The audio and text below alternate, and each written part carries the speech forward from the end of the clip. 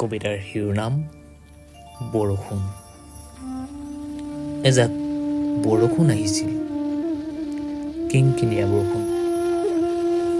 বৰষুণ জাকৰ মাজত সকলো ভিজি আছিলোঁ, আৰু আমাৰ সৈতে ভিজি আছিল প্ৰকৃতিৰ বসুন্ধৰাও।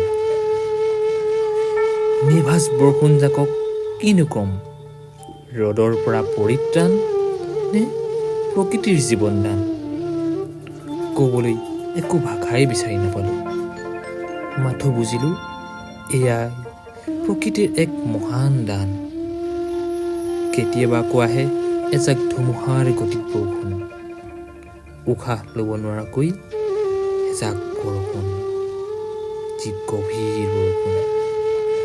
তাত ভিজিবলৈ সাধ্য নাথাকে, মাথো থাকে নিজৰ জীৱন ৰক্ষা কৰাৰ যুঁজ। এই যুঁজত যিজনে জিনিব তেওঁৱেই জিকিব, আৰু যিজনে হাৰিব তেওঁৱেই ঘৰ সাৰা হ'ব। এয়াই এছামৰ বাবে যেন অভিশাপ।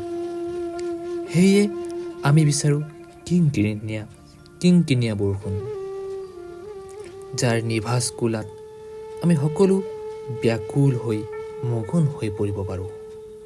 ধন্যবাদ।